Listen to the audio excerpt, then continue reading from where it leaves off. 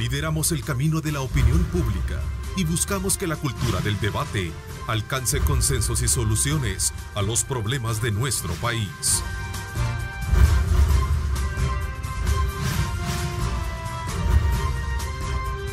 Diálogo con Ernesto López.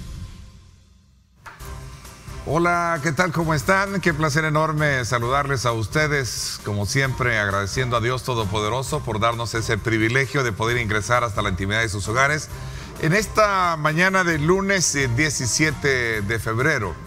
Queremos, como siempre, exhortarles a ustedes a colocar a Dios en el centro de sus actividades para que todos aquellos proyectos, todas aquellas metas puedan cumplirse durante esta presente semana. Así es que desde ya bienvenidos a una edición más de su programa, con la cual pues queremos desde ya desearle muchos éxitos. Queremos también expresar nuestro más sentido pésame, las condolencias a las familias de aquellas personas víctimas del accidente de tránsito que ocurrió el día de ayer, cuando ya, según los reportes que se tienen a nivel de información, varios son los fallecidos de ese bus accidentado en este sector del Departamento de la Libertad. Ya vamos a ver si un poco comentamos la situación en vista de la necesidad de poder establecer cánones, mucho para respetar leyes, para poder de alguna manera modernizar el sistema de transporte y ver también antes las causas que provocaron este accidente, ¿verdad? Porque hasta este momento sería bien impreciso decir cuáles fueron las causas hasta que no se determine una buena investigación de lo ocurrido a raíz de este accidente del bus, que desde luego se habla de varias personas fallecidas. Así es que vaya para las familias nuestro más sentido pésame.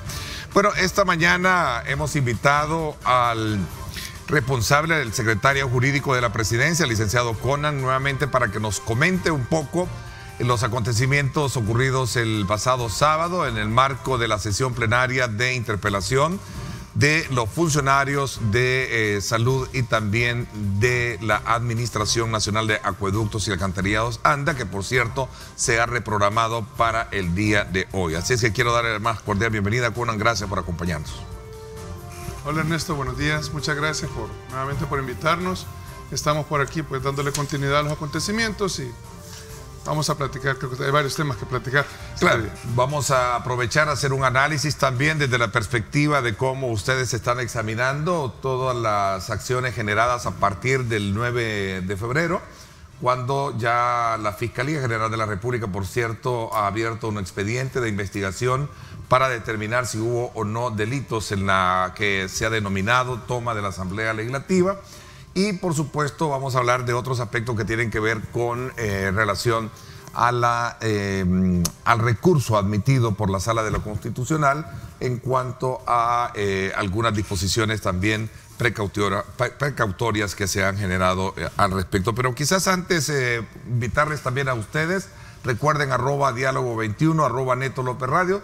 Son las cuentas que están disponibles para que participen. Nos interesa conocer su opinión. Se los reiteraba el día viernes. Busquemos la modalidad a través de @Diálogo21 para que ustedes con sus mensajes breves, cortos y con el canon de respeto puedan colocarse en la parte inferior de la pantalla de su televisor. Allí están precisamente para que ustedes participen. Bueno, ¿cuál es la impresión que existe en el secretario jurídico de la actividad que el fin de semana dejó abierta la sesión plenaria y programada para este día con relación a la interpelación de los funcionarios de salud y también de ANDA?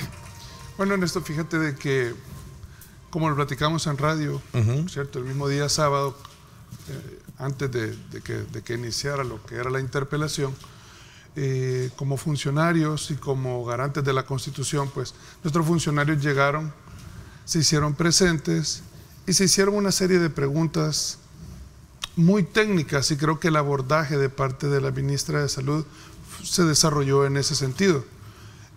Ella fue muy técnica para contestarlas, demostró que ella sí conocía del tema, conocía específicamente de los temas que se le abordaban y de un plan que se había desarrollado al respecto.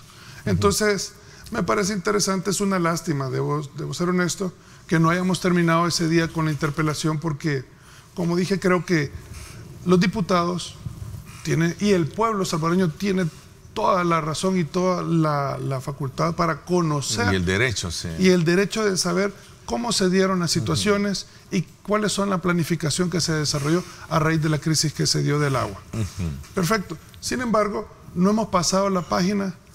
Una semana más, entramos ya el lunes, una semana más, seguimos sin discutir los 109 millones y la Asamblea Legislativa sigue empecinada con darle vuelta al tema de las interpelaciones. Falta todavía la interpelación, todavía falta de la ministra de Salud una parte. Sí, todavía porque falta. Todavía falta la interpelación del señor presidente de ANDA.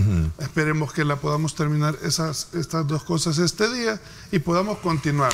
Realmente nosotros estamos con toda la intención, con toda la obligación frente al pueblo de poder continuar en el ejercicio de nuestras funciones y buscar la seguridad o garantizar la seguridad de nuestra población. Es decir, sí existe plena convicción y a la vez de poder cumplir precisamente el mandato de asistir tal y como lo establece la ley. Veamos el otro escenario entonces, veámoslo desde el punto de vista de la participación de las fracciones políticas. ¿Cuál es la evaluación que tienen?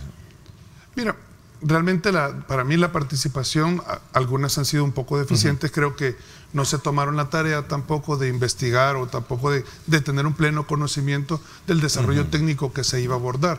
Es eminentemente técnico, obviamente, porque no es político, y como ellos son políticos, deben de realmente informarse un poco más a fondo para tener un mejor conocimiento de las preguntas que se van a hacer. Es evidente que hubieron preguntas ahí un poco fuera de contexto. Vemos la cantidad de memes que salieron, fue algunos hasta burlescos, pero así es el pueblo, pues la verdad es que sale algo mal dicho, mal hablado y sale un meme, ¿verdad? Bueno, entonces te hago esta pregunta porque Mauricio Vargas decía que no podía existir un impedimento para darle agua de consumo humano al pueblo salvadoreño. Sin embargo, muchos creyeron de que también había como una especie de ensaña. Incluso el mismo presidente de la Asamblea Legislativa en su momento tuvo que intervenir para poder, llamémosle, alinear con relación al papel de la pregunta que deberían de haber sido no sé si voy a pedirle a mi productor que si podemos tener listo el reporte de la nota periodística, me informan cuando ya esté lista para poderla transmitir, para ver ese mecanismo y esa forma de hacerlo, ¿no? O sea, entiendo de que tuvo que ponerlos como en línea de nuevo, ¿no? De hecho, el partido, la fracción del FMLN, cuestionó la actitud del presidente de la Asamblea Legislativa, precisamente por esa razón. Escuchamos un poco para recordar y poner en perspectiva de lo que estamos hablando. Veamos el reporte. Los llamamientos. La ministra de Salud llegó a la Asamblea Legislativa para ser interpelada por la crisis del agua que sirvió ANDA con mal olor, sabor y color. Ante la pregunta 7, si el Ministerio de Salud hizo estudios bioquímicos al agua, la respuesta de la titular se ha hecho viral en las redes sociales. En principio, decir que los estudios bioquímicos no se realizan a agua, se realizan a seres vivos. Por tanto, nosotros no hacemos, ¿verdad?, estudios bioquímicos al agua. La interpelación fue suspendida varias veces por el presidente de la Asamblea Legislativa por varias razones. En base a nuestro reglamento interior, ya que el diputado que no le interese la salud y la vida de los habitantes de un país, sí está cansado. No se desvíe. Permítame, por el orden, presidente. No se desvíe del tema que estamos discutiendo, por favor, diputada. Yo quisiera, con todo respeto a la señora diputada, sobre la base de... Por el orden, señora ministra, no se puede referir a la diputada. Pueblo salvadoreño, no hay emergencia, pero sacan un plan de emergencia. Reparten botellas, que era la fase 1, y reparten pipas. Diputado, sujetémonos a una pregunta en concreto, porque pareciera que es... Lo que dejó claro la ministra es que nunca hubo una emergencia en los primeros días del mes de enero por la calidad del agua que se le servía a la población, y que será el presidente de la ANDA quien deberá explicar qué fue lo que sucedió durante la crisis del vital líquido. Y sorpresivamente, el presidente de la Asamblea Legislativa convocó para este día la sesión de interpelación de la ministra de Educación, Gerardo Hurtado, Cadena Megavisión. Bueno, gracias Gerardo por ese reporte que fue transmitido durante el fin de semana en nuestros noticieros. Bueno, ahí veíamos realmente la forma en cómo se llevó a cabo. Sí, la verdad es que lo platicamos. Fue un tema que tú y yo discutimos previo a que se diera la interpelación. ¿Tú esperabas ese, no sé? Sí, la verdad es que sí. Sobre el todo, reglamento establece centrarse en la pregunta, decía el presidente, de lo que tenía que versar la interpelación. Exactamente. Sin embargo, lo manifestamos, se dedicaron un poco al ataque, un poco a los señalamientos, porque creo que lo que buscan son réditos políticos, no sé de qué manera, pero sí estaban buscando, creo que de alguna manera, tratar de sacar de sus cabales a la señora ministra, pero creo que ella estaba muy bien preparada para el tema y se logró salir adelante. Me pareció bien la actitud del señor presidente de la Asamblea Legislativa, puesto que logró hacer su trabajo, moderar. Y llamar al orden. Y llamar al orden en lo que era la interpelación. A ver, esa entremezcla de, digamos, la parte política con lo técnico y de alguna manera dio como resultado ese tipo de situaciones, ¿no? Porque al final el tema del agua, como lo dicen, sí es un tema, yo creo que hay que resaltar esto. El mismo presidente de la República en su momento reconoció que había habido una mala forma de cómo manejar la crisis del agua. El presidente lo dijo en conferencia de prensa, incluso creo que ya podía creer que llamó un poco la atención de sus ministros al pedir disculpas al pueblo y decirle, creo que aquí fallamos, ¿no? Sí. O sea, el problema es complejo y lo conversábamos el sábado, por cierto, en mi programa de radio, ¿no? Donde en el fondo, en la carpeta sobre la mesa de discusión, se trata de ver una problemática del agua que por años ha estado ahí presente y que muy pocas veces, o mejor dicho, muy poco se ha hecho para resolverlo. Si no, veamos el tema de la ley de agua que sigue durmiendo el sueño de los justos en la Asamblea Legislativa. Ya vamos a hablar de eso, ¿no? Fíjate, Ernesto, de que totalmente es complicado el tema del agua, es complicado. Nosotros recibimos una administración de ANDA, puchica, mano, Las Pavas está en condiciones deplorables, a pesar de que existe un crédito desde el 2016 que viene caminando, pero que no se logra terminar de desarrollar. Nosotros al entrar vimos que faltaban algunos nombramientos de personas que estaban dentro del contrato, que eran y no se habían hecho. Se hicieron estos nombramientos que son supervisores de obra, etcétera, etcétera. Entonces empezó a caminar porque en la anterior administración se había parado. Entonces esto provocó que Las Pavas esté completamente deteriorada. Tenemos, puchica, de verdad, hay situaciones de 40 años que no se ha hecho nada. Entonces te encontrás con problemas serios. No podemos decir que no existió crisis, de verdad. Todos la vivimos, de alguna u otra manera la vivimos, y se salió adelante, se logró trabajar en ella y salir adelante. La ministra obviamente hace referencia a los señalamientos que hace específicamente el Ministerio de Salud. Diferente es la posición o la postura que debe tener el presidente de ANDA, quien es directamente el responsable de la situación de cómo se trasladó el agua a los habitantes de la población. Del agua, que es la competencia de ANDA, ¿no? Exactamente. Como ente distribuidor. Exactamente. Entonces es diferente la postura del Ministerio de Salud, aunque seamos un todo, pero el Ministerio de Salud es un complemento, es un complemento, sin duda. Entonces ella te expone la situación que se dio y cómo fue afrontada técnicamente dicha crisis. Detrás de todo esto, ¿habrán verdades a medias o verdades, como decía un diputado en el marco de esta interpelación? Pero lo cierto es que la crisis del agua viene siendo como la deuda histórica que en este país hemos tenido. Creo que lo he dicho mejor que nadie. Es una deuda histórica que traemos. Se está trabajando en un plan de verdad muy integral en el tema del agua, desde hasta un tema medioambiental de limpieza de ríos, etcétera. Pero es una inversión bastante grande, pues. Entonces tenemos que irlo haciendo paulatinamente a través de los años por el tema de los fondos. Ok, ¿cuál es la expectativa que tienen para este día con relación al seguimiento al reinicio de la sesión plenaria de interpelación, Conan? Nosotros creemos de que esto va a continuar, los ataques van a continuar, los señalamientos van a continuar, sin duda. Ya ves cómo se maneja en los medios, cómo se ha vendido de cómo estuvo de fuerte de alguna manera, o que la ministra no logró defender. Sin embargo, hay muchos mismos diputados que salieron a decir que fue muy técnica en sus respuestas, etcétera, etcétera. Esto genera que las expectativas nuestras sean que haya nuevamente ataques, y más que a la ministra, pues iniciamos con el presidente de ANDA y creo que se va a volver un poco más intenso. Bueno, vamos a estar a la expectativa. Nuevamente, disculpa, nuevamente esperamos que el presidente de la Asamblea logre poner el orden, llamar al orden, y que sea realmente un tema técnico e informativo para la población y para los ministros, para los diputados. Ok, no sé si quiero cerrar un poco el ciclo esto para abordar los otros temas. No sé si tenemos las reacciones que se generaron alrededor después de la sesión plenaria. Me dicen, por favor, cuando ya estén listos, porque ahí tenemos también el reporte periodístico de las reacciones que se generaron después de la sesión plenaria de interpelación. Me avisan para cuando ya esté listo. ¿Ya está listo? Ok, veamos entonces a continuación las reacciones y luego las ponemos un poco en contexto del análisis que estamos haciendo esta mañana con el secretario jurídico de la presidencia, Conan Castro, sobre la reapertura que va a tener este día, el reinicio de la sesión plenaria que quedó abierta el pasado fin de semana. Veamos las reacciones. De 6 diputados.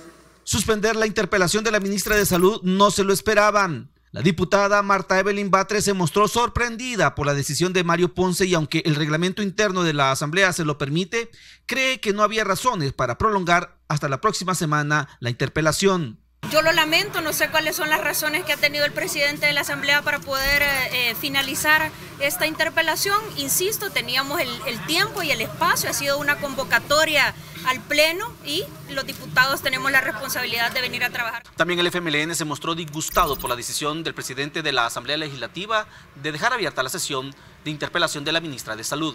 El FMLN asegura que la ministra se dedicó a evadir sus responsabilidades de hacer cumplir el Código de Salud ante el peligro de consumir agua con olor y sabor. El salvavidas que le ha puesto el presidente de la Asamblea al interrumpir la interpelación y posponerla hasta el lunes es realmente lamentable, ¿verdad? Sin embargo, la ministra de Salud se mostró optimista en este primer enfrentamiento con los diputados. La titular recibió el apoyo del gabinete de gobierno. Técnicamente pues, hemos tratado de hacerles ver de qué se trató el evento, en qué consistió nuestro actuar, ¿verdad? Y por eso estamos aquí. Todo el gabinete, nuestro secretario privado y todos los ministros acompañando a la ministra de Salud ante una interpelación que, si bien es legal, es un acto esencialmente político. Faltan responder 8 preguntas. Una de ellas es que dé a conocer los estudios que demuestren que los pozos de agua que se han habilitado no representan riesgo de contaminación.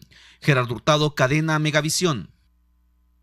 Bueno, ahí teníamos de todo un poco. Sorprendió la decisión de Mario Ponce como presidente de haber cerrado y dejar abierta para este día lunes. Tenemos la reacción también del cardenal Gregorio Rosa Chávez, que también dio sus puntos de vista con relación a este tema. Escuchémoslo para ponerlo en perspectiva del cierre del análisis que estamos haciendo esta mañana. Realizar las preguntas y repreguntas. La interpelación de la ministra de Salud, Ana Oriana Vendek, y al presidente de ANDA, Frederick Benítez, sobre el tema de la crisis del agua potable por parte de los diputados, no le extraña al cardenal Gregorio Rosa Chávez. Hay dos cosas. Una es que un funcionario es un servidor público, por tanto tiene que estar listo a dar cuentas, eso es normal. Incluso admitir errores. Y más con un tema tan grande como el de la salud y del agua. Rosa Chávez consideró que debe reinar el bien común antes que los intereses partidarios, aunque esto es difícil que lo cumplan. Un partido tiene intereses propios, es legítimo, pero tiene que servir al bien común. Y eso es lo que a veces no se ve claro cuando uno ve las actuaciones de ciertos diputados, por ejemplo. El pastor católico señaló que no hay que olvidar que el mundo entero tiene los ojos puestos en El Salvador. Para el cardenal Rosa Chávez se debe actuar y pensar con la cabeza, y que las consecuencias sean negativas o positivas es responsabilidad de todos como sociedad. Eduardo Alegría López, Cadena Megavisión. Bueno, hubo de reacciones a reacciones, Conan. Sin duda, pero si tú te das cuenta, pues hay mucho optimismo, la población quiere estar informada, la población quiere saber lo que está sucediendo, pero estoy seguro que la población, más que en la interpelación y de lo que sucedió, está interesada nuevamente en el plan de seguridad. Ok, al final el punto del tema de seguridad, pero hablando del tema del agua como un punto medular en todo esto, ha sido siempre el saber qué es lo que viene por delante, porque no es un problema de gobierno actual ni del anterior, el problema es que es histórico el tema del agua, ¿no? Sí, y el tema del agua debe de verse como una especie de reto de país.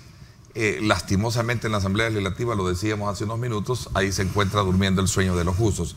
A ver, entonces esperan que para este día las cosas cambien y sean un poco más ordenadas en el sentido de poder establecer el canon del respeto cuando se trata de hacer énfasis en las preguntas que entiendo son las con las cuales deben de actuar a la hora de una interpelación los diputados. Yo creo que dentro del marco del respeto a la persona, a la población, a la integridad de la persona, creo que debe darse una interpelación muy técnica, una interpelación en la que se dé a conocer los sucesos, los hechos ocurridos, cómo se trabajó la crisis dentro de las instituciones, a qué nivel se trabajó, porque fue tratado a más alto nivel, obviamente fue directamente con el presidente de la República, quien intervino, quien tuvo conocimiento y junto con un equipo se tomaron decisiones de cómo afrontar dicha crisis. Entonces es importante pues que la población esté en pleno conocimiento y que el desarrollo de dicha interpelación sea en el marco del respeto. Para este día, a ver, ¿cuál es la, digamos, hasta esta fecha, voy a cambiar un poco el tema, pero que tiene que ver precisamente con todos estos acontecimientos? Entiendo, y solo para cerrar el ciclo de lo que hemos hablado, la interpelación se dio a partir de 3 citatorios que se hicieron a los funcionarios y no llegaron, ¿verdad? Así fue, ¿verdad? Por lo cual ellos optaron por interpelarlo, ¿verdad? A ver, veamos el caso de las investigaciones que se han hecho con relación al tema de el ingreso de militares a la Asamblea Legislativa el pasado 9 de febrero. La Fiscalía ha sostenido que no ve delitos, pero sí está de alguna manera haciendo las indagaciones pertinentes en cuanto a abusos y excesos que se han generado. ¿Cuál es la lectura que le están dando ustedes a esta investigación, secretario? Vamos a ver, yo quisiera iniciarte diciendo lo siguiente. Depende mucho de dónde quieras partir. Yo creo que nosotros como órgano ejecutivo, desde un principio establecimos de que íbamos a desarrollarlo todo en el marco de la institucionalidad. A nosotros nos interesa muchísimo la institucionalidad, que nuestra gente crea en la institucionalidad, viéndolo desde el punto específico, desde ese punto específico, debo decir lo siguiente. Fíjate bien, el llamamiento que se hace conforme a la Constitución es eminentemente constitucional y sigue siendo institucional. Cuando rompen la Asamblea Legislativa, al emitir una resolución y decir que no hay parámetros o no cumple los parámetros necesarios para dicha convocatoria, ellos incumplen con la institucionalidad a la que me estoy refiriendo, porque ya está determinada en la ley. Llegamos al día domingo, el día domingo que se da la convocatoria, llegan las personas, llega el pueblo y, ¿cómo es que se llama? Llegan ciertos diputados. Dentro de ellos está el diputado Guillermo Gallegos, que entiendo es el vicepresidente de la Asamblea Legislativa, y en ese momento representando al presidente, ya que no se encontraba. ¿Sí? Fue quien abrió las puertas. Bueno, él es el vicepresidente de la Junta Directiva, ¿no? Exactamente, entonces es el de más alto nivel y quien representa al presidente en caso de ausencia. Fíjate bien, él fue quien abrió las puertas, o a la orden de él se abrieron las puertas del Palacio Legislativo. No fue que llegó el presidente a irrumpir con la policía ni nada de eso, es importante señalarlo. Y me interesa que sea conocido aquí a nivel internacional, porque he visto señalamientos que, si tú te has dado cuenta, a nivel internacional han estado hablando de militarización, y creo que es una venta muy equivocada la que se está dando. Por eso me interesa aclarar esto. Fíjate, es él quien entra, es él que se da cuenta de la cantidad de personas que hay afuera y le pide al ministro y le pide al señor presidente que por favor guarden que se resguarde la seguridad de los diputados que estaban presentes dentro de él. Es a raíz de lo cual entran los militares, aparte de la seguridad del señor presidente, que entra con él, que eso es lo más normal, común y corriente. Obviamente para evitar cualquier tipo de situación que fuera mal vista, que fuera mal hecha, o que la masa pudiera romper con el esquema. ¿Qué es esto? Seguimos nosotros bajo la institucionalidad. ¿A qué me refiero? Si el señor vicepresidente en ese momento, actuando como presidente de la institución, él es quien abre las puertas, él es quien autoriza la entrada tanto de la policía como de las Fuerzas Armadas, a solicitud de él para para proteger a los señores diputados que se encuentran y resguardar el recinto, y así como también la invitación a que se siente el señor presidente en la silla. Es un show el que hacen después y quitan la silla, porque entonces lo están manipulando de una manera bien fea. No hubo intervención militar, fue resguardo de la seguridad del presidente y de los diputados entonces. Yo creo que todos hemos visto los videos, todos hemos visto las fotos, los señores de la Fuerza Armada o la policía estuvieron nada más en tema de resguardo. Si fuese una militarización, habría que determinar lo que es una militarización, que es muy diferente. Hubiéramos tenido una situación muy diferente. Creo que era para el resguardo de ellos, quedó bien claro. El señor Guillermo Gallegos lo ha expresado dentro de su Twitter, creo que lo ha manifestado en más de alguna, ¿cómo es que se llama? Entrevista de radio. Sí. Y pues es bien claro el tema y creo que se está queriendo manipular más. Dicho lo anterior, seguimos bajo la institucionalidad. Nosotros recibimos una notificación el día lunes de la Sala de lo Constitucional.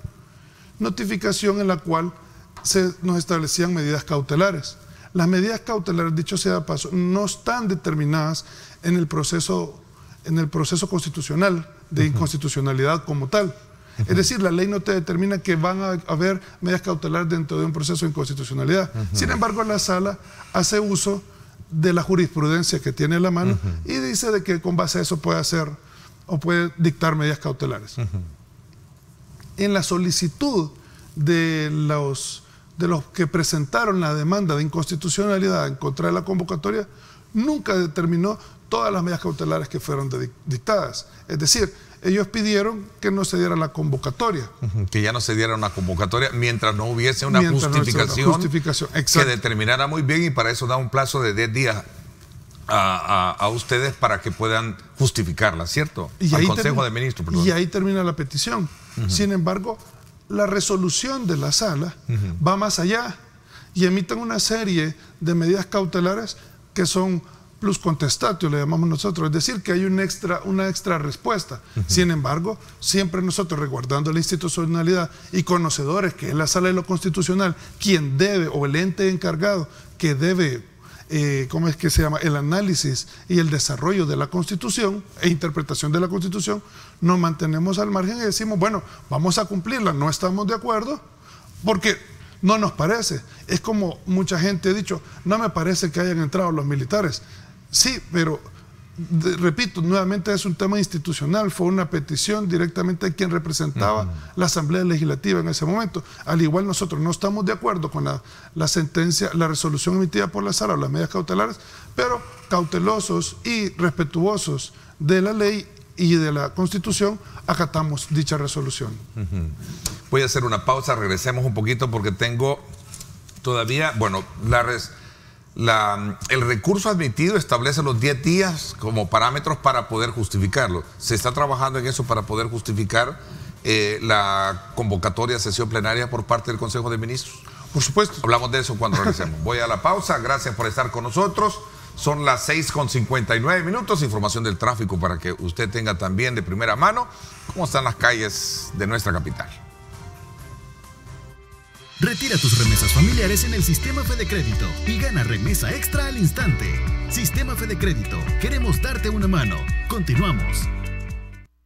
Vámonos entonces ahora a conocer cómo están nuestras calles y avenidas acá en la ciudad capital. Vámonos entonces ahora hasta el sector del Redondel más el Redondel del Salvador del Mundo. Vámonos, ahí están, porque es importante conocer cómo está esta importante zona que conecta a 4 arterias principales de la capital. La avenida Manuel Enrique Araujo, la conexión que podemos apreciar ahí es que está el tráfico lento, pero sí continuo. Veamos el caso del Paseo General Escalón, pues no hay mayor problema, usted puede conectar fácilmente. Igual, el sector del Boulevard Constitución, si lo vemos ahí al fondo, en la parte inferior izquierda de su pantalla, ahí tenemos también una fácil conexión con el Boulevard Constitución. Así está el tráfico en esta importante zona, 7 de la mañana en punto, gracias a Sistema Fede Crédito. Vámonos entonces más a el menú de imágenes. Ahora sí, vámonos al sector de la Jerusalén Norte, que conecta precisamente con el Redondel Maferrer. Ahí está, a vuelta de rueda, día lunes, 7:01. Usted puede apreciar que tenemos tráfico bastante cargado sobre la Jerusalén norte, es decir, hacia el norte, no así viniendo desde el sector del redondel Maferrer hacia conectar con el redondel Naciones Unidas. Ahí lo tenemos bastante despejado. Vámonos a la última para que usted tenga de primera mano. Vamos a ver si tenemos ahí conectado el sector. Allá tenemos el Boulevard del Ejército. Vámonos al Boulevard del Ejército para que usted también, si viene del sector de Soyapango, Ilopango, San Martín y todos esos lugares, para que tenga de primera mano que sí hay una fuerte carga vehicular viniendo de oriente hacia la capital y sobre todo para ingresar en el Boulevard Arturo Castellano, ¿verdad? El segregado está un poco más rápido el tráfico, también hacia el oriente de la capital, como lo podemos apreciar ahí, está el tráfico libre. Así es que gracias por estar con nosotros, gracias a Sistema Fede Crédito, 7:02. Retira tus remesas familiares en el Sistema Fede Crédito y gana remesa extra al instante. Sistema Fede Crédito, queremos darte una mano. Continuamos.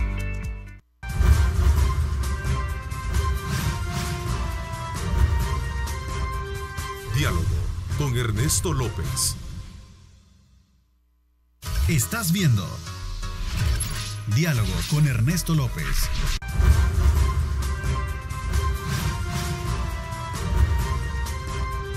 Diálogo con Ernesto López. Bueno, voy a actualizarme un poco. Ahí se nos informa a través de nuestro departamento de noticias que existe un cierre del Boulevard de Venezuela, el Boulevard Arturo Castellano, a la altura del plantel de Anda. Habitantes de la colonia cercana piden la construcción de una pasarela. Por esa razón hay una protesta y un pequeño cierre. Así es que también usted toma en consideración si va a desplazarse para esa zona. Esto es como un complemento de lo que está pasando en este sector.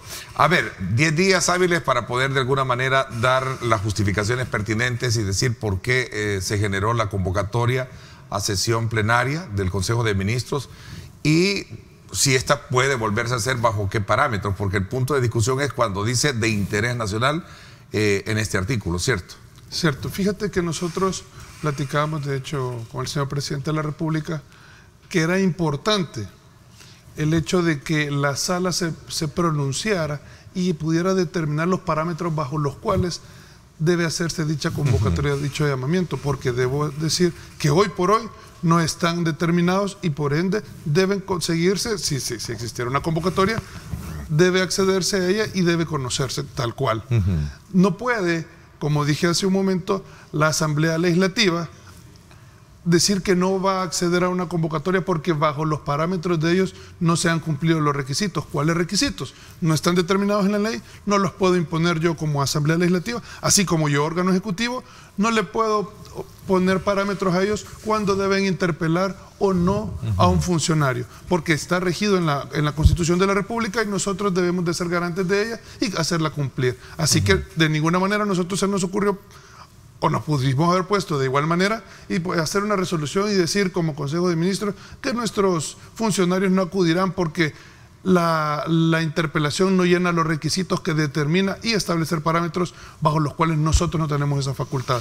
Es la sala de lo constitucional, la llamada a hacerla y quien esperamos que lo haga en la resolución. Esta resolución, obviamente, parte de lo que, digamos, se asemeja es que se debe de respetar, aunque a lo mejor no se esté de acuerdo muy bien sobre la forma en cómo se plantee estas interpretaciones, ¿cierto?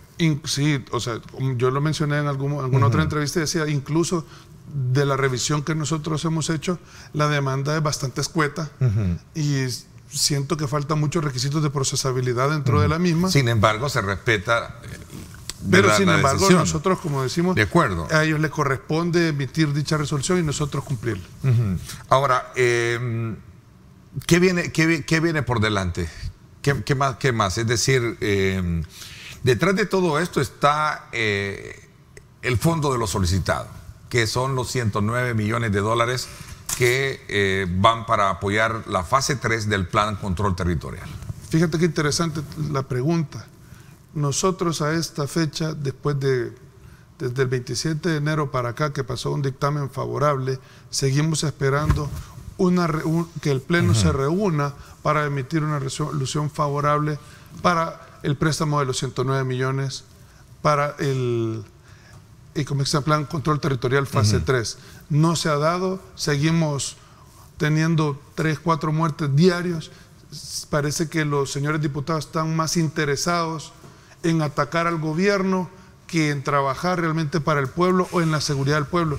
Yo no sé si viste los señalamientos que hacía, por ejemplo, Nidia Díaz, que decía de que, creo que fue Cristina Cornejo, que estaba haciendo señalamientos bien fuertes respecto de la crisis del agua, una crisis que gracias a Dios ya pasó, estamos en otra etapa, en otro punto, estamos queriendo continuar y caminar con el país, pero siguen dándole vuelta a lo mismo cuando lo que ocurre ahorita, hoy por hoy, sigue siendo un tema principal, el tema de la seguridad para toda la población.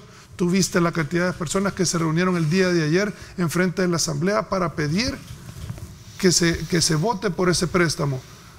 Hay un pedir de la gente, hay un peticionar de la gente que no ha respondido por los representantes del pueblo, que son los señores diputados, porque ellos están más interesados en seguir en una agenda política partidaria de ataque al Ejecutivo, y yo creo que debemos de verdad entrar en diálogo y caminar, que nuestro país camine. Yo hago un llamado también a los organismos internacionales, a las embajadas, que de verdad se informen respecto de los hechos sucedidos antes de hacer pronunciamientos, porque es delicado a veces, hay pronunciamientos de ataques para el Ejecutivo cuando quizás no se ha conocido el fondo y solo se han dado a conocer someramente las situaciones ocurridas. Sin embargo, el embajador de los Estados Unidos insiste en la necesidad de establecer un diálogo pertinente con relación a esta situación que ha llevado a enfrentar a ambos órganos de Estado, ¿no? Diálogo ha existido, nosotros siempre he dicho, estamos a la mejor de las aperturas de poder seguir platicando. No es un choque con la Asamblea Legislativa, nosotros tenemos muy buenas relaciones con muchos de los partidos que de hecho se hicieron presentes el día sábado a convocatoria del presidente de la Asamblea Legislativa y diputados que apoyaron en ese momento, diputados que también llegaron el día domingo a la convocatoria hecha por el señor presidente de la República. Sin embargo, hay un par de partidos, como es Arena y el FMLN, que hoy por hoy se han juntado y parecen ser lo mismo, después de, lo cual es irónico, después de ser tales rivales, ahora se han unido y resulta que no les interesa hablar del tema de seguridad. El diálogo está abierto, creo que el FMLN no tiene ninguna intención de sentarse a platicar con nosotros del tema de seguridad, porque no están interesados en el tema de seguridad, sino están interesados en atacar al Ejecutivo. Ahora, de los 109 hay partidas que son las que están discutiéndose, y eso lo hablábamos el pasado fin de semana en el programa de radio, que están relacionadas con la compra de un buque y con también la adquisición de un sistema de videovigilancia, se entiende, ¿no? Sí, lo platicábamos y fíjate qué interesante. Los ministros, sea Defensa, Seguridad, de Hacienda, fueron llamados casi 11 veces a la comisión para que dieran una justificación de cada uno de los ítems en qué se iba a utilizar el dinero. Esta fue dada y todos los partidos, porque en la comisión hay representatividad de todos los partidos, entendieron, acertaron y dieron por sentada que se ajustaba el requisito de los 109 millones, el préstamo del empréstito de los 109 millones, para los requerimientos que se estaban haciendo. Así es como pasa con un dictamen positivo al Pleno y este nunca pasa. Estamos a esta fecha, como dije, desde el 27 de enero y sigue sin pasar y siguen sin haber conocimiento de parte del Pleno de los 109 millones. Hoy este día lo vamos a tirarnos todo el día, estoy seguro, en la interpelación y vamos a seguir sin conocer el tema de los 109 millones y seguimos teniendo muertos. ¿Es necesario comprar un buque? Sin duda. Fíjate que nosotros tenemos compromisos a nivel internacional respecto del narcotráfico, que el narcotráfico, dicho sea de paso, patrocina a las pandillas, patrocina a políticos. Entonces esta es una situación que creo que debemos de acabar. Un buque, con ese buque nosotros debemos de atacar o proteger, perdón, es la palabra, las 200 millas náuticas a que hace referencia nuestra Constitución y pues ahora solo tenemos unas pequeñas lanchitas que no logran llegar a esas profundidades de mar. Entonces necesitamos un buque que pueda dar resguardo. Es parte de nuestra soberanía nacional. Yo lo he dicho en varias ocasiones, es importante que el gobierno, que el Estado, mejor dicho, resguarde la soberanía nacional. Soberanía nacional que se había perdido y que se ha logrado rescatar gracias al Plan Control Territorial, y que por eso es razón de eso que pretendemos mantenerlo así y seguirlo cuidando. ¿No es punto negociable en todo este diálogo que es necesario que exista? Porque más allá de lo que puede ser un análisis pertinente que este servidor o que cualquier medio de comunicación puede tener, lo hemos dicho, es importante que en el país se vean las soluciones de los problemas, ¿no? Ernesto, yo pienso que sí. Todo es discutible, todo es dialogado. Por supuesto que es discutible. ¿Sabes? Lo que pasa es de que si ya hubo una aprobación de la comisión, es complicado decir por qué no lo vamos a querer. Ya se vuelve... Muy de acuerdo, sí. Ya se vuelve algo quizás más político partidario, un berrinche, etcétera, etcétera. Entonces por eso es de que lo veo complicado, pero todo es discutible, sin duda. Fíjate que un poco voy a recoger preguntas que están haciendo el público. Me parece muy interesante. Regresando al tema del agua, que fue el primero que abordamos. Decía, Ernesto dice, la interpelación se volvió un juicio político. ¿Qué piensan? Porque no hubo una búsqueda de causas para encontrarle solución a este problema que históricamente ha tenido el tema del agua en el país. Más que una interpelación, fue un juicio político el que se estaba haciendo, y por eso llamó al orden el presidente de la Asamblea Legislativa. Una interesante opinión. Totalmente de acuerdo. Fíjate el señalamiento que él hace. Cuando viene la Asamblea y hace la interpelación, que la vez pasada lo vimos, desde 1997 que no se hacía una interpelación. Y entonces se vuelve un juicio político porque vienen a reclamar y a hacer señalamientos. La visión, estoy seguro que creo no equivocarme al decir, la visión que tiene de alguna manera la Asamblea Legislativa en un momento dado, porque tienen los votos Arena y el Frente, es pedir la destitución de los funcionarios públicos. Lo cual, pues a mí me parece bastante gravoso, porque son muy buenos técnicos trabajando al servicio del pueblo. Bueno, y después de esta interpelación viene una resolución, ¿no?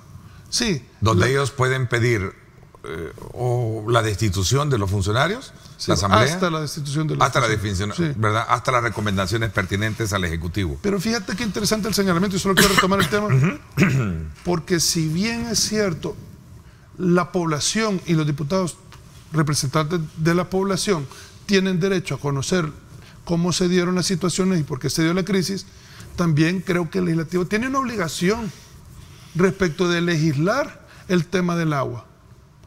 Tema que está completamente parado, no lo quieren discutir. Posiblemente la ley presentada, el proyecto de ley que se ha presentado, no sea el más alegre.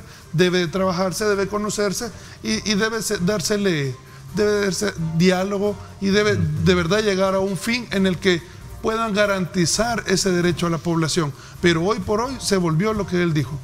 Fíjate que aquí hay otra pregunta que me parece que viene a coronar el énfasis de lo que yo mencioné hace unos minutos. Es que el problema del agua tiene que verse en función de cómo históricamente ha sido tratada la problemática del agua, ¿verdad? No es un problema de ayer, sino que es un problema de historia, en la cual poca atención se le ha dado para resolverlo. Y veámoslo desde el punto de vista de la normativa, que creo, si no me equivoco, existen alrededor de 11 anteproyectos en la Asamblea Legislativa o 14 anteproyectos en la Asamblea Legislativa, y todavía no se ha logrado de alguna manera concretizar en esto. Han habido intentos, y lo que ha generado una guerra política también, lo vimos la vez pasada, ¿no? Sí, es una situación explosiva. Totalmente. El tema del agua es un tema sensible. Sí. Es una problemática histórica, uno de los problemas más grandes que tenemos en nuestro país, pero debe de resolverse. O sea, debe de afrontarse. Si algo ha hecho siempre el presidente Nayib Bukele es afrontar directamente esas problemáticas más grandes. Lo hizo con el centro histórico. Cuando todo era en contra, él decidió entrar y revitalizar el centro histórico. ¿Qué te quiero decir con eso? Los problemas graves deben de atacarse de frente y directamente. En razón de eso, pues yo creo que es por eso que al nomás entrar a la presidencia, él ataca directamente con lo que es el tema de seguridad a través de un plan estratégico, plan control territorial. Bueno, hay una especie de, digamos, de pregunta que me parece que es bien interesante, que si detrás de todo esto, en el fondo de las de los votos que tenga que dar el partido FMLN para el plan de control territorial, existen amenazas de grupos delictivos. ¿Qué sabes tú al respecto, no? No, realmente no tenemos conocimiento. Ellos creo que tienen muy buenas relaciones con las pandillas, así que ellos sabrán mejor cómo es el tema. Bueno, el tiempo se me fue, Ernesto. Gracias por Conan, perdón. Estoy cambiando el nombre no, gracias, Ernesto. Muchas gracias a ti. Gracias por haberme acompañado, Conan. Feliz día. Vamos a estar atentos, entonces, esperar lo que ocurra este día, ¿no? Sí. Ok. Nos vemos pronto. Nos vemos pronto, entonces, por ahí. Cuando regresemos, 2 ONGs, Ramón Villalta y Eduardo Escobar, a hacer un análisis también de país con relación a este ángulo social que hay que ver, los problemas que están ocurriendo y las soluciones que deben de existir para superar esta situación. Nos vamos a la pausa, 7:18. Gracias por estar con nosotros.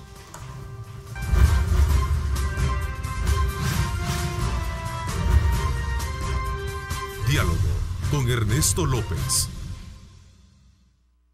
Estás viendo Diálogo con Ernesto López.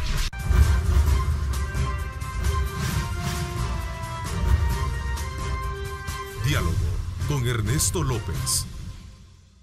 Bueno, gracias por estar con nosotros. Realmente construyamos juntos nuestros sueños, construyamos desarrollo. Ya puedes encontrar el Super Cemento en El Salvador, cemento regional. Pide ya el tuyo al 2240-9900. Ahí está precisamente el Super Cemento que le permite a usted poder tener garantía de un buen producto a la hora de la construcción. Así es que construyamos juntos nuestros sueños, construyamos desarrollo. Ya puedes encontrar en el Super Cemento en El Salvador, cemento regional. Bueno, quiero darle la más cordial bienvenida a Ramón Villalta, director ejecutivo de Iniciativa Social para la Democracia. Ramón, bienvenido, gracias por acompañarnos. Muchas gracias, Ernesto, por la invitación. En su momento se incorpora Eduardo Escobar, sin duda alguna el tráfico está pesado, me decías, ¿no? Pesadísimo. Bueno, ella es la con la que tenemos que lidiar todos los días en la ciudad capital.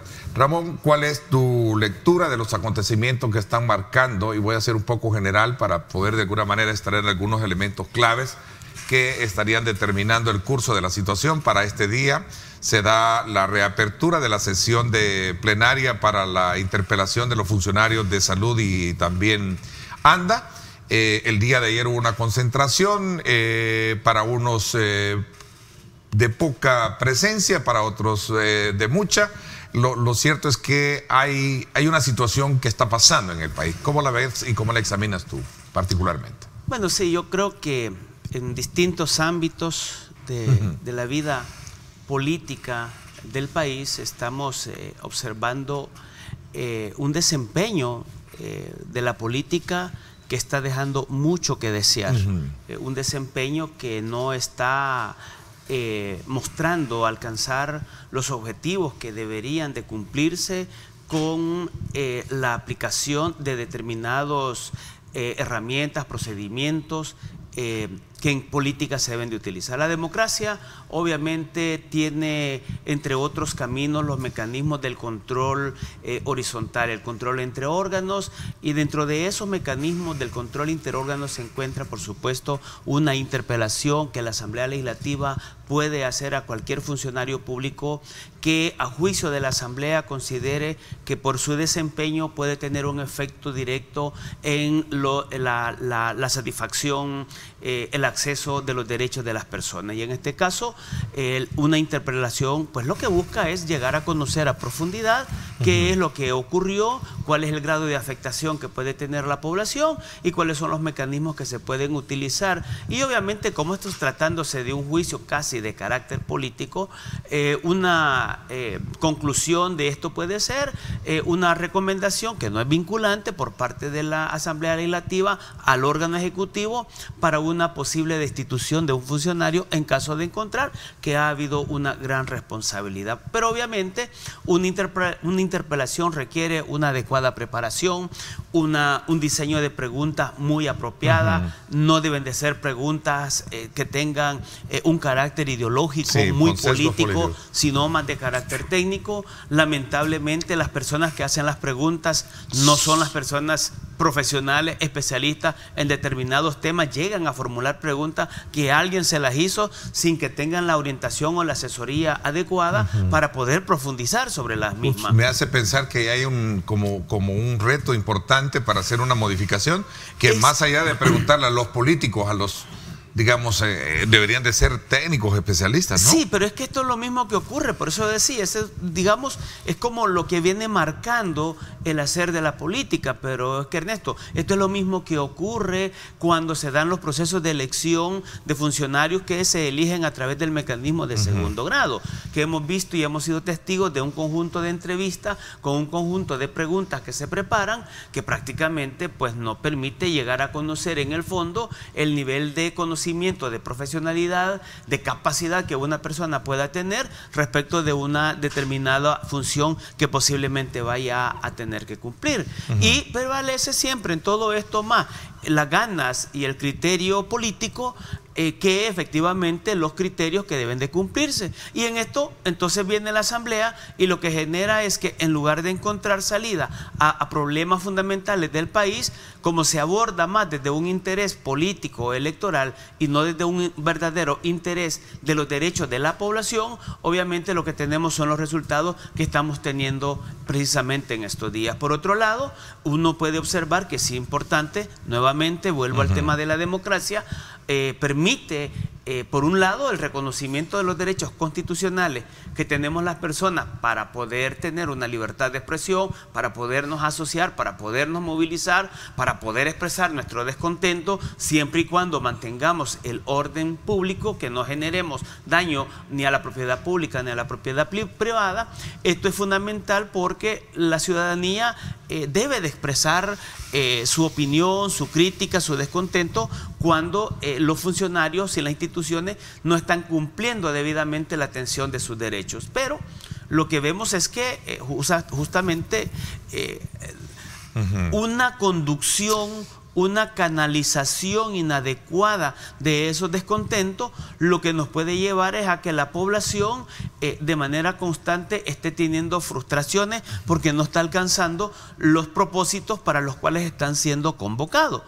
Y además es muy complicado pretender alcanzar un objetivo de una insurrección en la que nos vamos a tomar un órgano del Estado en un día en que los funcionarios no están trabajando, en una hora donde las personas no se encuentran en el lugar y en un espacio en donde obviamente va a haber las condiciones de seguridad necesarias, en donde la población no va a poder hacer prácticamente nada. Detrás de todo esto, y lo conversaba con el secretario jurídico de la presidencia, Ramón, está que para llegar a esta sesión plenaria de interpelación, antes hubo un citatorio de 3 oportunidades para los funcionarios, pero estos no asistieron. Efectivamente. Aquí estamos viendo como una especie, no sé, perdóname si lo interpreto así, el tema de que a ver quién tiene más fuerza, ¿no? Porque si entiendo que había una crisis, se les estaba llamando, pero ellos estaban atendiendo la crisis.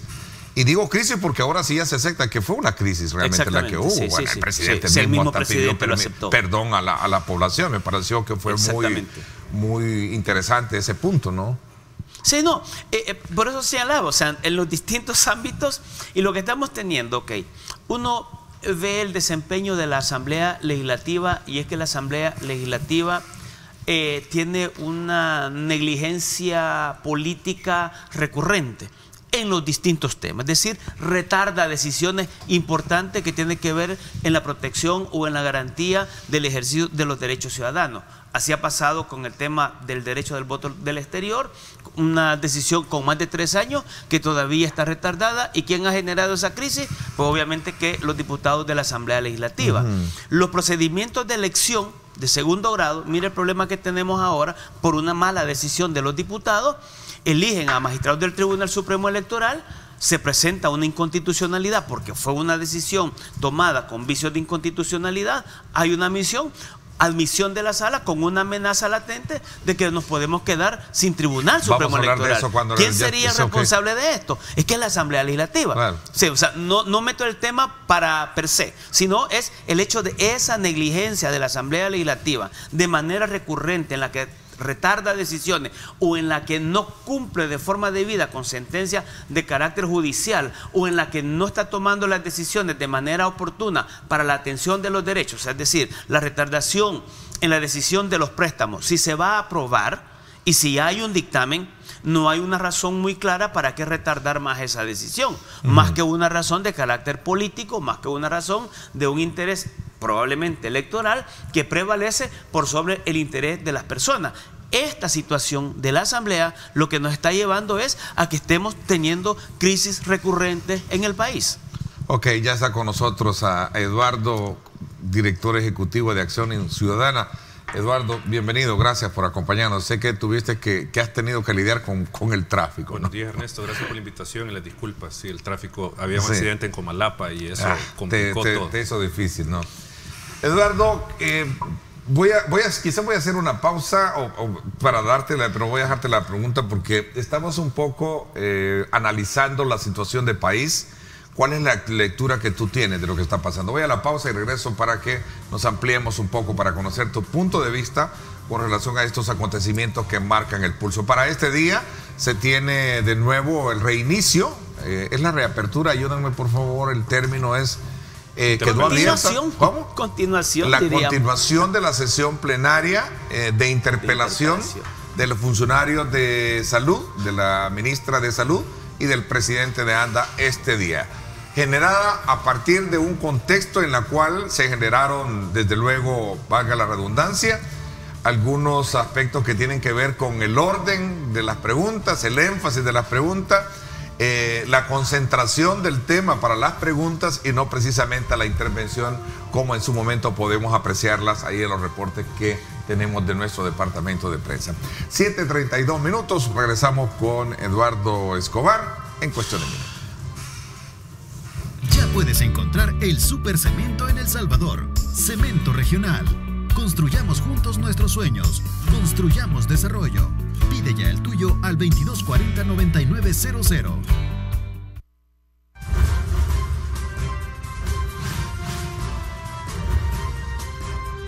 Diálogo con Ernesto López. Estás viendo Diálogo con Ernesto López.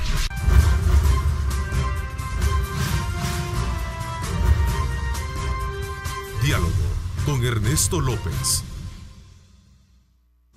Bueno, gracias por estar con nosotros. Saludos muy cordiales a don Mario Enrique Arévalo Velázquez. Muchísimas gracias por su comentario.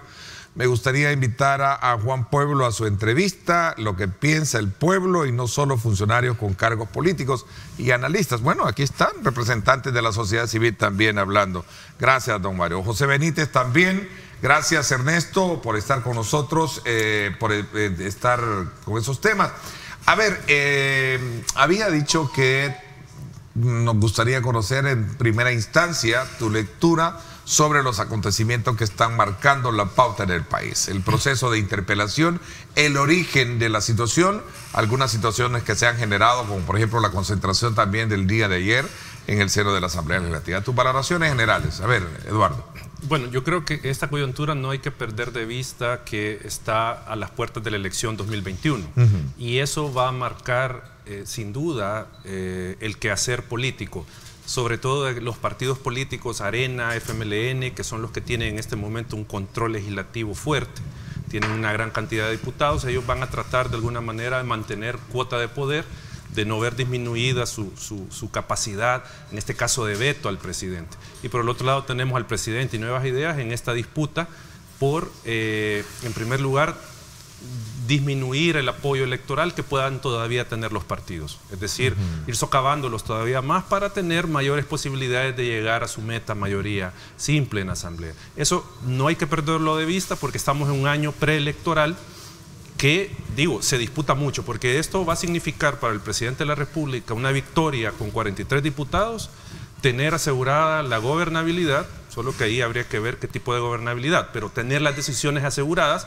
y no encontrarse con este tipo de situaciones que hemos visto. Eso es la disputa, y obviamente los partidos políticos buscan lo contrario, de alguna manera tener esa capacidad de veto. Luego vemos, derivado de esto, una disputa entre poderes. En este caso hay una disputa que si se quiere llamar de otra manera, pero al fin es una disputa, una confrontación entre el legislativo y el presidente de la República, el ejecutivo, que lo vimos desde antes de toma de posesión, ya estaba esto instalado. Y otro elemento que se suma a esta coyuntura es un ejercicio del control por parte de algunos órganos de Estado. O sea, ejercicio de control. Vemos a la Corte Suprema de Justicia sometiendo a control de constitucionalidad la decisión de, en este caso, el presidente y el Consejo de Ministros de convocar a la Asamblea Legislativa, el uso de la Fuerza Armada. Entonces hay un ejercicio de control que se está viendo. También tenemos por ahí una disputa siempre sobre el control, sobre el Instituto de Acceso a la Información. También está siendo en este momento sujeto de algún tipo de intento de maniatar esta Bueno, pero entidad entiendo de control. que renunció Juan Carlos, a quien se veía de alguna manera pero ahí designado. tiene que hacer de nuevo la elección del presidente de este comisionado y viene la elección de las universidades. Entonces, ahí hay un tema de intento, sin duda, y no solo lo digo el presidente de la República, del poder político de controlar el Instituto de Acceso a la Información. Y esto termina en, o se le suma, el descontento ciudadano. Ya lo decía el licenciado Villalta, el descontento ciudadano por la ineficiencia del sistema político para solucionar los problemas fundamentales de vida de la población. Hay esa incapacidad del sistema, pero que obviamente eso no nos debe llevar a lo que ha ocurrido, de llevar el sistema hasta el borde de una crisis que puede ser todavía peor que lo que está sucediendo. Y en esa medida, ahí es donde hay que señalar con nombre y apellido, el presidente de la República, Asamblea Legislativa. ¿Cuál es la agenda de reforma política que hay en este momento planteada? Yo de la presidencia no veo ninguna reforma de agenda política para transformar la institucionalidad para que responda a los intereses del país. Por el contrario, lo que se ve de la presidencia es un intento de socavar todavía más la institucionalidad. Se burla de la Fiscalía, hace un llamado peyorativo, un nombramiento peyorativo de la sala, se autoprotege, dice el sistema. Pues sí, para eso está, para autoprotegerse, los principios constitucionales, para eso está diseñado el sistema, para protegerse ante estos ataques. Pero no hay una agenda del presidente en la reforma política del Estado para corregir esos errores históricos. De la Asamblea tampoco vemos no te estás eso. refiriendo porque es malo o no, lo importante es que exista, ¿verdad? Digamos, una consecución hacia superar lo que hasta este momento hemos Las tenido. deficiencias de la Asamblea tampoco vemos esa lógica de, ok, este momento nos lleva a una reflexión, planteemos una agenda de reforma política. No lo hay. O sea, en la Asamblea hemos insistido, sociedad civil, yo creo que hasta ya aburrimos con el tema de reformen el proceso de elección indirecta para tener fiscales, magistrados, etcétera, etcétera, que no respondan a intereses particulares, que sean probos, que sean las personas idóneas. No se ha atendido ese llamado, por ejemplo. Se ha dicho, mire, hay que reforzar la institucionalidad de esta manera. Por ejemplo, elevemos a mayoría calificada la elección de los magistrados de la Corte de Cuentas de la República, por ejemplo. Establezcamos otros criterios de cómo funcionan las instituciones. No se ha atendido eso. Entonces digo, hay en este momento, ante este descontento, ante esta conflictividad, no hay una hoja de ruta que nos pueda al final sacar de la problemática de fondo también, que es la ineficiencia en general del Estado de solventar las condiciones de vida de la población. Ya lo vemos en las diferentes encuestas, donde cerca de la mitad de la población está dispuesta a retirar el apoyo a la democracia con tal de que se le solucionen los problemas de vida y apoyar cualquier otra forma de gobierno. Eso es lo preocupante. O sea, el punto es que aquí al final de lo que estamos hablando es de que se puede ir socavando todavía más la confianza y el respaldo a la institucionalidad democrática. De eso creo que se trata al final, y aquí todos los actores involucrados están llevando poco también a este proceso de desconfianza en las instituciones. A ver. Sí. No, yo creo que es importante, como señalaba, el hecho de que la ciudadanía sí tiene, por supuesto, un descontento. las organizaciones que venimos trabajando en los temas de la democracia desde 1992, pues tenemos un conocimiento y una historia de lo bueno que ha podido tener el país y de lo malo que sigue teniendo, del desempeño deficiente de la clase política, de los funcionarios, de cómo los partidos políticos han venido en un deterioro constante a partir de que no garantizan ser verdaderos catalizadores y canalizadores de los intereses de la población y convertirla en efectivas políticas públicas. Este descontento, lo que sucede ahora es que obviamente la población, fíjate que en El Salvador no había ocurrido hasta 2018 que el electorado fuera un electorado volátil, es decir, que con facilidad volaba a otro partido político, es decir, teníamos un electorado bastante fiel con los partidos políticos, es decir, se mantenían los volúmenes de votantes hacia determinados partidos y veníamos en una constante. Pero a partir del año 2018 esa condición se modificó y ahora tenemos a un votante con una volatilidad tan grande que hizo que se modificara precisamente el control en el aparato del órgano ejecutivo, con la probabilidad que había o que pueda haber todavía de que también esa volatilidad tenga un efecto distinto en los resultados de la elección 2021. Ojo, pero esa volatilidad tiene mucho que ver con el grado de, por un lado, confianza que yo pueda tener con los partidos políticos en el desempeño que están teniendo ahora, o la confianza que yo comienzo a depositar en una nueva opción. Pero esa confianza en una nueva opción tiene que ver si efectivamente en el transcurso del tiempo me va demostrando que efectivamente es capaz de atender las necesidades y los derechos que yo tengo. O sea, ¿qué experiencia nos puede dejar entonces esta situación a tu criterio? En este sentido, lo que estoy diciendo también es que los principales líderes políticos no pueden estar poniendo a cualquier líder a que conduzca a la población, a que aumente la frustración, porque el resultado... Lo que pasó ayer, por ejemplo, con la concentración... Independientemente del número de personas que haya llegado, lo que yo te puedo asegurar es que los que llegaron salieron más frustrados todavía, porque llegaban a una actividad en la que les habían dicho que se van a ir a tomar la asamblea y que etcétera, etcétera, ¿no? Y mucha gente va con esa idea creyendo que es una actividad que se puede hacer, cuando los que conocemos de democracia sabemos que esa actividad no va a poder llegar a tener ese resultado porque no va a ser posible. Además, está llegando en un día en donde el sistema político prácticamente no está teniendo una función. Pero ahí es donde yo insisto, o sea, el hecho de esa confianza y ese votante en un momento también puede perder, puede quitar el respaldo. Es decir, lo que tenemos ahora es un votante que ha dado respaldo, pero que también te lo puede quitar. O sea, no es nada seguro. Eso depende del tipo de desempeño que esté teniendo. Ok, Eduardo, a ver, ¿cuál es tu lectura con relación a ese punto en particular? Yo lo que creo es que estamos ante un escenario que puede ser potencialmente peligroso en el sentido que, ya lo decía el licenciado Villalta, se ha dado una migración del apoyo electoral de los partidos hacia nuevas ideas, el presidente de la República.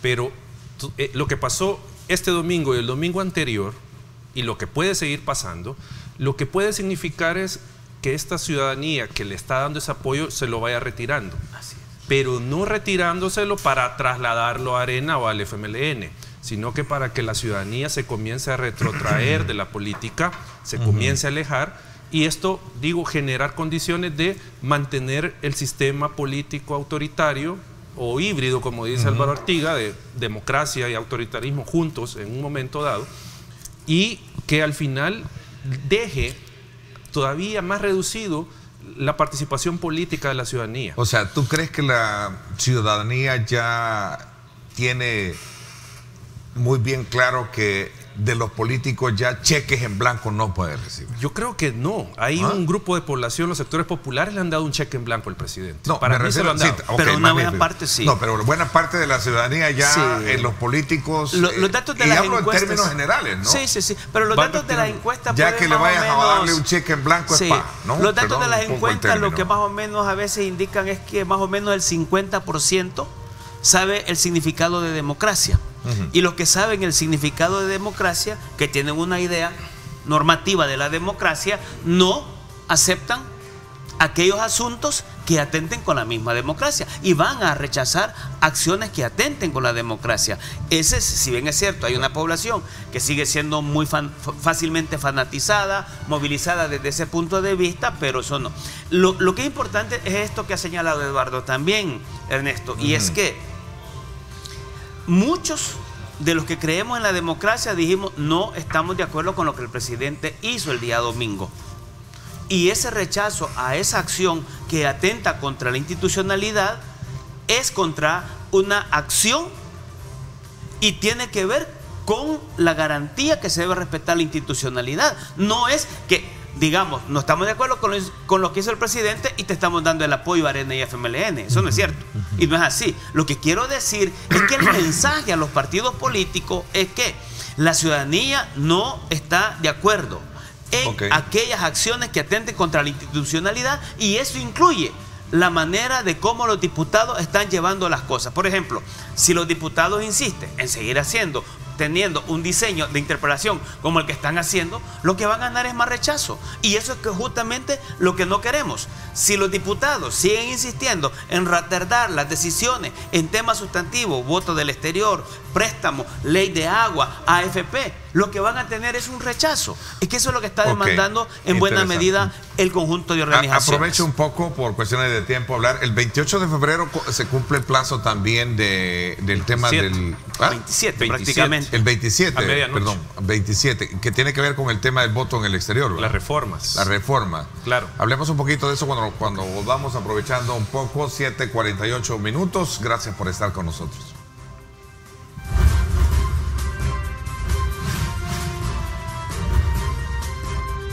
Diálogo con Ernesto López. El futuro es imaginar, es pensar en grande. Prepárate hoy. Estudia en la UFG y amplía tus oportunidades. UFG, tecnología, innovación y calidad.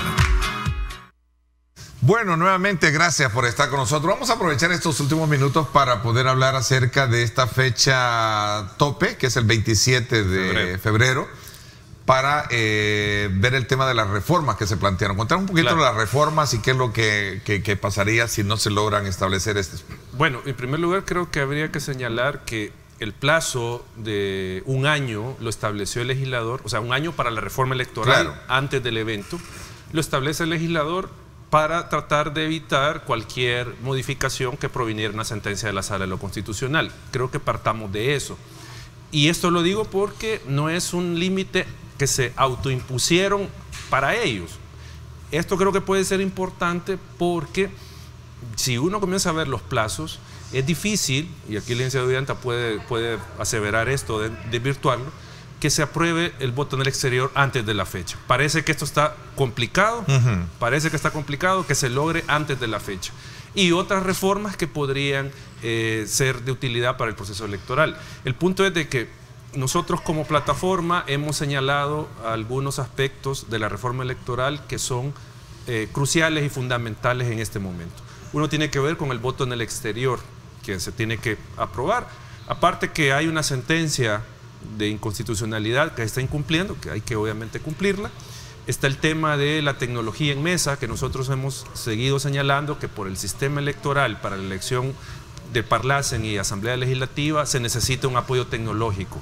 O sea, va a ser difícil el escrutinio, o sea, de por sí es difícil técnicamente realizar el escrutinio, y si le sumamos a la tensión política que pueda haber ese día en la elección, por lo que decía yo al inicio, la disputa por ver quién tiene más poder legislativo, puede plantear un panorama un poco difícil el día de la elección para los miembros de JRB.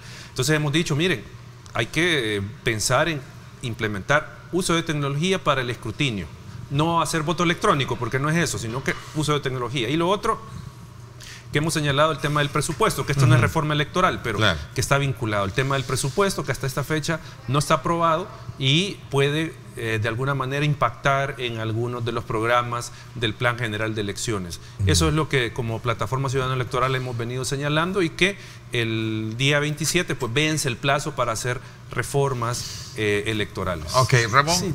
Bueno, yo creo de que este es un tema fundamental y vamos a decir, el decreto aprobado por la Asamblea Legislativa está ahora en manos del presidente. Todavía hasta hace un par de días tenía información que pues no había llegado. Yo espero que eso ya haya ocurrido. De acuerdo con los criterios establecidos por la misma Sala de lo Constitucional, y no hablo de la anterior, sino de la actual Sala de lo Constitucional, con escritos enviados a la Asamblea Legislativa, establece claramente cuáles son los criterios que deben de entenderse en términos de la aplicación de una sentencia.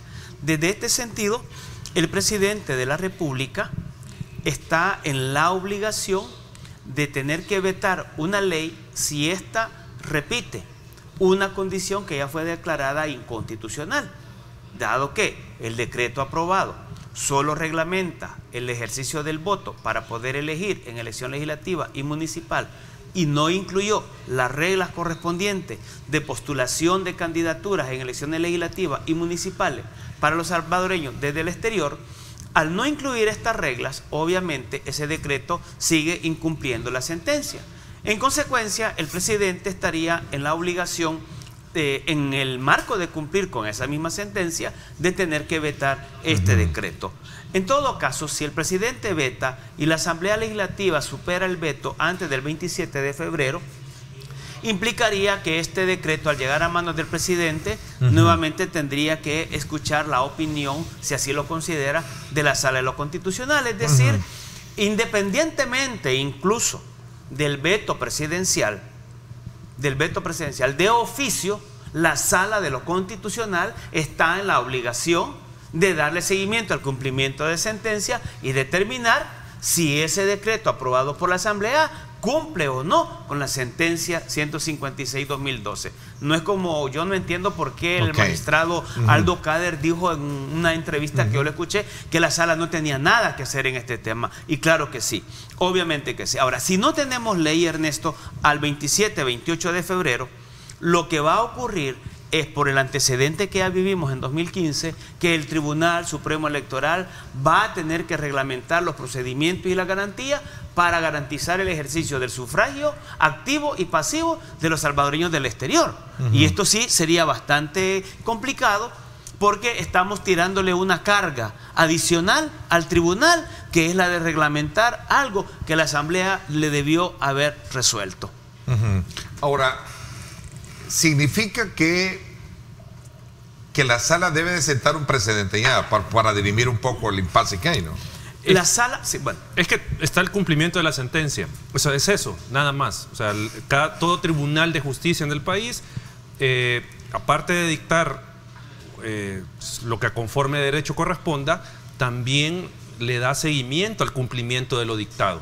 O sea, no puede simplemente emitir un pronunciamiento un tribunal y no darle el seguimiento para verificar que se cumpla. Entonces, de eso es lo que se trata en este momento, que la sala verifique si con lo que ha aprobado la Asamblea, que todavía no ha terminado el proceso de formación de ley porque está en la presidencia y no sabemos si lo va a vetar el presidente, por ahí ya se decía que sí lo iba a vetar, pero igual, independientemente lo vete o no el presidente, no ha terminado el proceso de formación de ley y por lo tanto la sala tiene que verificar si el comportamiento, la conducta, los productos del sistema, en este caso de la Asamblea Legislativa, están cumpliendo con la sentencia. Y si no, pronunciarse en consecuencia. Eso es lo que la sala debe de hacer. ¿Y ustedes qué piensan? O sea, a partir de eso... Bueno, lo que pasa nuevamente, por un lado, yo te señalaba el desempeño que ha venido teniendo la Asamblea Legislativa, esta negligencia, la retardación, etcétera. Pero es que la sala también tiene ese comportamiento, un alto grado de retardar decisiones para que sean aplicadas en un momento apropiado. Bueno, la crisis misma del domingo anterior pudo a lo mejor ser evitada si la sala se hubiera pronunciado, no hasta el día lunes, sino el día viernes o el día sábado, incluso el día domingo por la mañana. En este caso la sala también se ha retardado bastante porque desde el año pasado, septiembre, octubre, noviembre, diciembre, enero, pudo haberse pronunciado respecto del nivel de cumplimiento que está teniendo la Asamblea Legislativa. Sin embargo, todavía no lo ha hecho, no dio una opinión respecto de lo que ocurrió con el primer decreto que aprobó la Asamblea a finales de enero. Esto es fundamental, porque también tiene otros temas sobre los que la sala no se ha pronunciado. El voto, la forma de cómo se van a contar los votos en las candidaturas no partidarias. La regla que aprobó la Asamblea Legislativa incumple con la sentencia. Y la sala hasta el momento no le ha dado seguimiento y no se ha pronunciado y no ha dicho nada. ¿Cuál es la crisis que va a provocar el día de las elecciones? Que como consecuencia de la manera de cómo el tribunal termine contando, la gente, los diputados o candidatos a diputados independientes pueden recurrir a la sala, o puede ocurrir que el tribunal decida inaplicar esa regla. O sea, generan otras crisis sin necesidad, cuando otros órganos de Estado deberían de estar cumpliendo a cabalidad en los tiempos que se requiere, decisiones importantes que estos órganos no están tomando. 30 segundos para hacer un análisis concluyente de lo que va a pasar hoy y de lo que debería de tener el país para los próximos años. No, yo creo que sin duda el llamado es a la prudencia de todos los actores políticos en primer lugar. O sea, ser prudentes y ser comedidos en el ejercicio de sus funciones.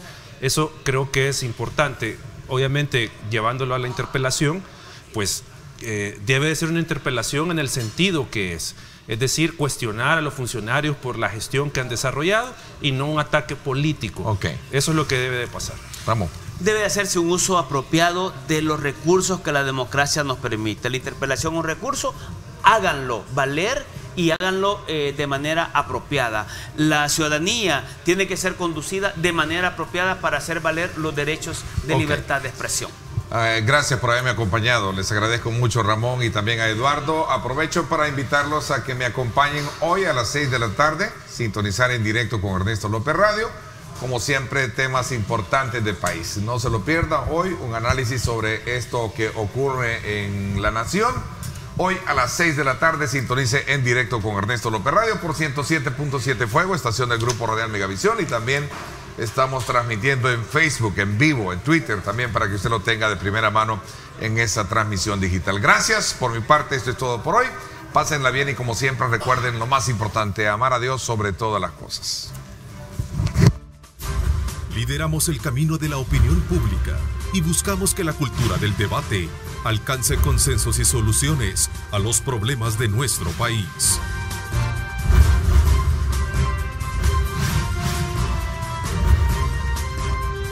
Diálogo con Ernesto López.